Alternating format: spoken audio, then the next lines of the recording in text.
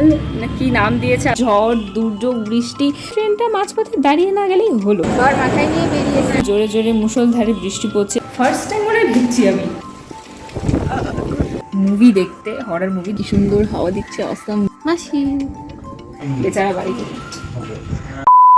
Hi guys, welcome back to my channel. চলে এসেছি নতুন ভিডিও নিয়ে। কেমন আছো তোমরা সবাই? আজকে যাব হচ্ছে কলকাতা। তোমরা টাইটেল থাম্বনেল দেখে বুঝেই গেছো। আসলে মাসির শরীরটা কিছুদিন আগে খুবই খারাপ ছিল, এখন ভালোই আছে। তো তাই জন্য মাসিকে দেখতেই আর কি যাবো। মাসিও বলছে যে আয় তোরা একটু ঘুরে যা। তো ওই দুদিনের জন্যই আমরা আর কি যাবো। কিন্তু একটা প্রবলেম হয়ে দাঁড়িয়েছে, সেটা হচ্ছে আজকে হচ্ছে ঝড় আসার কথা। তা আবার হচ্ছে রিমাল কি নাম দিয়েছে, আবার ঝড় প্রত্যেক বছর যেটা আসে এই অভিশপ্ত মে মাসে, তো সেটা আজকে আসার কথা। আর আজকে আমাদের প্ল্যান। তো এবার আমি জানি না যে কী হবে। আর বাইরের ওয়েদার দেখো এইরকম, মানে মেঘ মেঘ করে আছে, বৃষ্টি পড়ছে, ঠিক আছে, গুড়ি গুড়ি, মানে সবে পড়া স্টার্ট হলো। বুঝতে পারছি না যে কী হবে, বেরোনো হবেও কি না। আর গরমের জন্য আমরা সকাল সকালও বেরোইনি। কলকাতায় নাকি অলরেডি বৃষ্টি শুরু হয়ে গেছে। আর ঝড় বলো বৃষ্টি বলো, কলকাতার ওই সাইডটা বেশি, মানে আগে আসে তারপরে আমাদের এখানে আসে। তো এই জন্য কিছুতেই কিছু বুঝতে পারছি না। আমি তাও ভাবলাম র্যান্ডামলি ব্লগটা আমি স্টার্ট করে দিই। যদি যাওয়া হয় তো ব্লগটা হবে, আর যদি না যাওয়া হয় তাহলে ব্লগটা আর হবে না। তাও আমি স্টার্ট করে দিয়েছি ব্লগটা। আজকে সন্ধ্যে সন্ধ্যে ট্রেনেই যাবো আর কি। তো সেটাই ভয় হচ্ছে যে রাতে যদি এরকম ঝড় বৃষ্টি দুর্যোগ এসে পড়ে কত কি মানে হতে পারে, সেটার জন্য এখনো অবধি কিছুই বুঝতে পারছি না, বুঝলে। এখন বাজে এখন বাজে হচ্ছে 1টা। আর আমি স্নান করে বেরোলাম।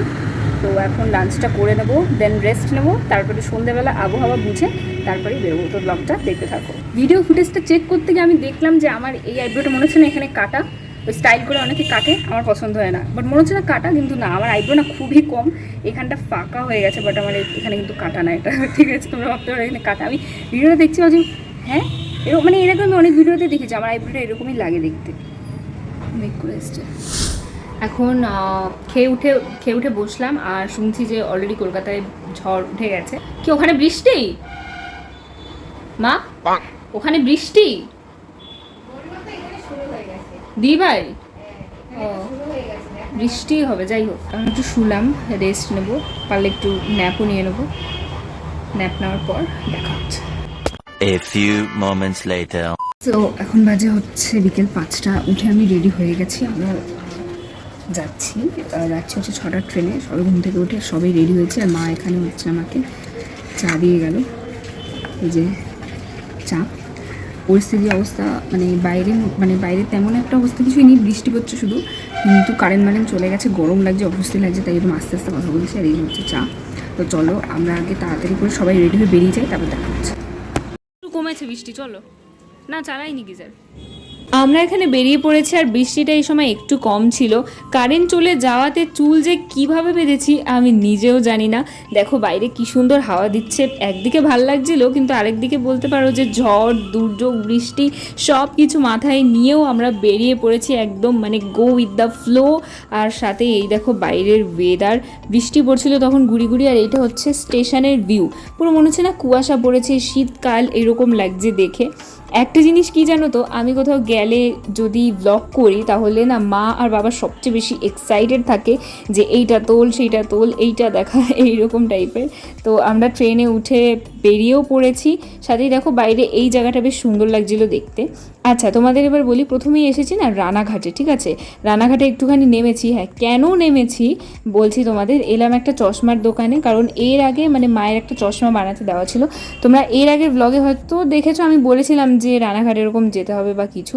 তো ওখান থেকে চশমা নিয়ে বেরিয়েই দেখো মানে কীরকম অবস্থা, হাওয়া দিচ্ছে, ওদিকে চা হাতে নিয়ে ওভারব্রিজে উঠতে উঠতে ফাইনালি ট্রেন পেয়ে গেছি। এটা একদম ডাইরেক্ট শিয়ালদা, আর কোথাও দাঁড়ানোর সিন নেই। তো ফাইনালি ট্রেনে উঠে গেছি। এইবার শুধু ট্রেনটা মাঝপথে দাঁড়িয়ে না গেলেই হলো।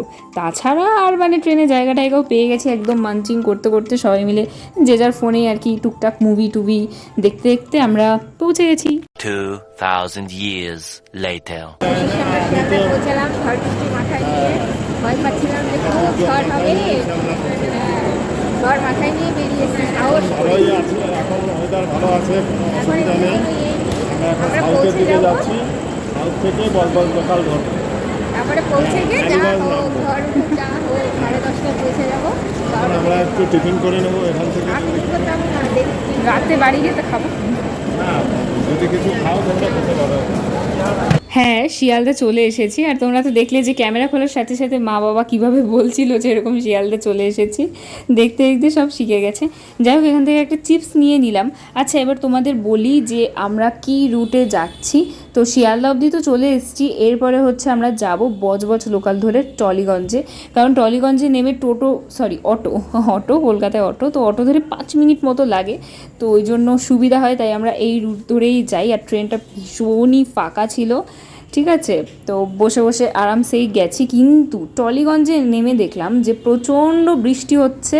হ্যাঁ, কীভাবে বৃষ্টির মধ্যে আমরা তাড়াহুড়ো করে মানে স্টেশন দিয়ে বেরিয়ে দেখতে পেলাম যে একটা অটো দাঁড়িয়ে আছে। তো অটোর মধ্যে তাড়াতাড়ি উঠে পড়লাম। আর বাইরে কিছুটা এইরকম দেখতে লাগছিল। কলকাতার রাস্তায় হাওয়া দিচ্ছিল, সাথে রোডগুলো মানে মারাত্মক লাগছিল দেখতে। আর সাথে এই সময় দেখো রাস্তা পার হচ্ছে। আজকে যে কীভাবে ব্লগ করেছি শুধু আমি আমার ভগবানই জানে যে আজকে আমি কীভাবে ব্লগ করেছি। তো যাই হোক, বাড়িতে তারপরে চলে এসেছি। আর এই যে হচ্ছে দিদি ভাই এখানে গেট খুলতে আসছে আর কি।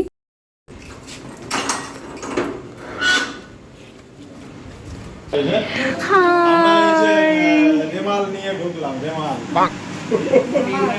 ও মা, থ্যাঙ্কস। আমাদের রান্না হচ্ছে। We reached. রান্না বান্না শুরু করে দিছে। ভালো ছিল।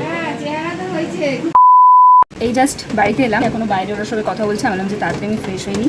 এখন বাজে হচ্ছে 10টা, আর বাইরে হচ্ছে প্রচণ্ড পরিমাণে বৃষ্টি। দেখো বৃষ্টি হচ্ছে, শোনা যাচ্ছে যে রাতেই তুফান আসবে। আমি এখনও ফ্রেশ পর্যন্ত হইনি, জাস্ট জামা কাপড়টা ছাড়লাম, এবার গিয়ে ফ্রেশ হবো। এখন ভিডিওটা এই অবধি রাখছি, কালকে সকাল থেকে আবার তোমাদের দেখাচ্ছি। এখন জাস্ট ফ্রেশ হয়ে তারপরে শুয়েই পড়বো। The next day. Good morning guys, আজকে হলো নেক্সট ডে। আর এই আমি উঠে ফ্রেশ হলাম। এখন বাজে 9:06, এখন বাজে 9:06। আমি হচ্ছে ফ্রেশ হলাম। আমি আজকে ব্রাশ আনতে ভুলে গেছি, তাই জন্য ব্রাশ কিনে আনা হয়েছে। আর দিদি ভাই রেডি হয়ে গেছে। ও হচ্ছে এই ওয়েদারের মধ্যেও বাইরে ওকে যেতে হবে, বিকজ অফিস আছে। তো এটা খুলছি, আটকে ছিল।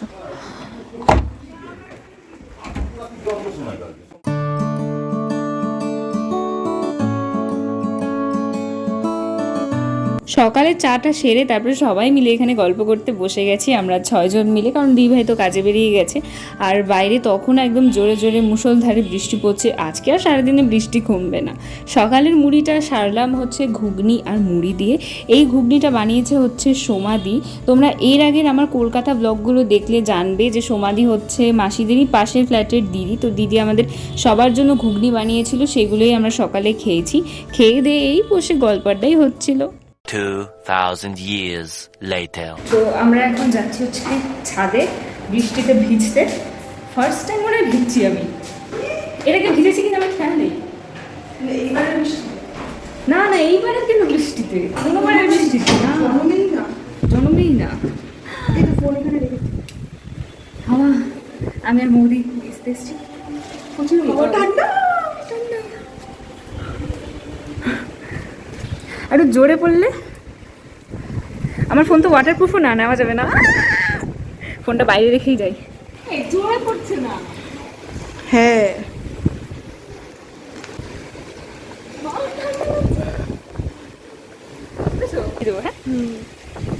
ঘোরো ঘোরো।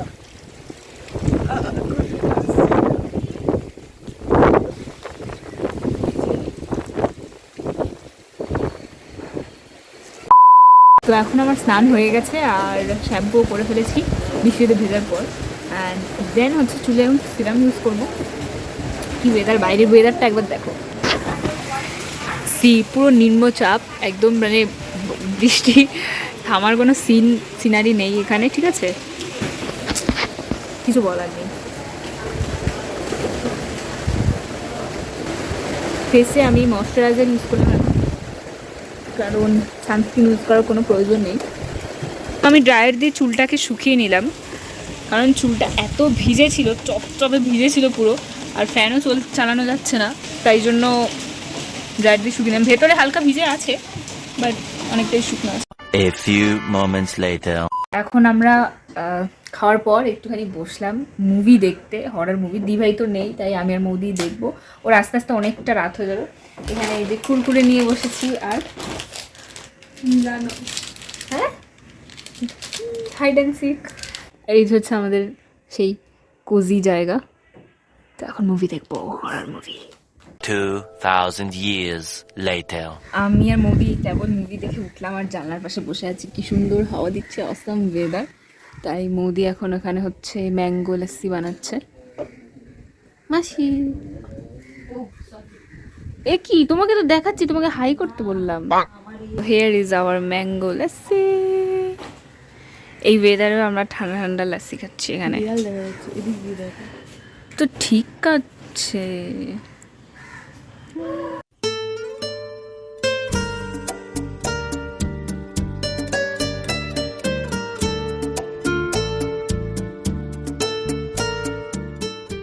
One eternity later. সো এখন বাজে হচ্ছে রাত 10:30। আমরা সবাই ডিনার করে উঠলাম আর দিভাইও কাজ থেকে ফিরলো 9:30 নাগাদ। ও এসেছে আর আমরা সবাই মিলে ডিনার করলাম, বসে আর কি গল্পই করছিলাম। পুরো সন্ধ্যেটা, সারা সন্ধ্যেটা পুরো গল্প করেছি। আমি মধ্যে তো শুয়ে ছিলাম সবাই এক জায়গায়, আর ও আসার পর আমরা সবাই মিলে গল্পই করছিলাম। ও থ্যাঙ্কস। আমার ব্লগে আয়, তুই তো আসিস, পরে আসিস। আমরা এখন হচ্ছে আমরা আইসক্রিম খাবো। বাবা আইসক্রিম এনেছে ওখানে, আইসক্রিম এনেছে, মাজা, রসগোল্লা, অনেক কিছু আছে। দুপুর থেকে আমি মধ্যে জাস্ট খেয়েই যাচ্ছি কুরকুরে থেকে শুরু করে। তারপর সন্ধ্যাবেলা চপ আনাও হয়েছিল, আমার ফুটেজটা নেওয়া হয়নি। আসলে আজকে সারাদিন এতটা পরিমাণ ল্যাদ খেয়েছি, প্রচণ্ড পরিমাণে ঘুম পাচ্ছে। দুপুর আমাকে ঘুমাতেও দেয়নি মুভি দেখবো বলে। তো যাই হোক, তো এখন দেখি সবাই এখন মানে খাচ্ছে, ওরা খাওয়া হয়নি, খেয়ে উঠলে সবাই মিলে একসাথে এবার আইসক্রিম খেতে বসবো। দেখা যাক কী আইসক্রিম এনেছে, আমি জানি না কী আইসক্রিম এনেছে। তো দেখা যাক, বলছিল বার আনবে, ওগুলো আনবে বলছিল, না হয় যাই না কি আনবে। তো চলো দেখছি গিয়ে। এই যে হচ্ছে এখন রসগোল্লা গরম করা হবে।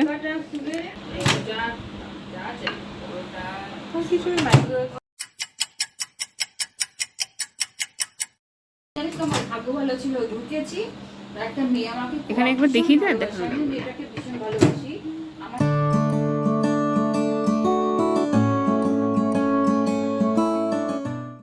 আমরা এখন বসে এখানে হচ্ছে আইসক্রিম খাচ্ছি। আর এই যে ও তো ব্লগে আমি দেখাইনি, কারণ সারাদিন বাড়িতেই ছিল না বেচারা বাড়িতে। আর এই যে হচ্ছে বসে আইসক্রিম খাচ্ছে। ওখান দিয়ে আমি একটু ভাগ পাবো কিন্তু। দেখ কি বাজে। চলো ঠিক আছে, এই ভিডিওটাকে এইখানেই এন্ড করা যাক। যাওয়ার আগে অবশ্যই লাইক, শেয়ার আর সাবস্ক্রাইব করে দিয়ে যেও। দেখা হচ্ছে নেক্সট ভিডিওতে। এখনের জন্য বাই।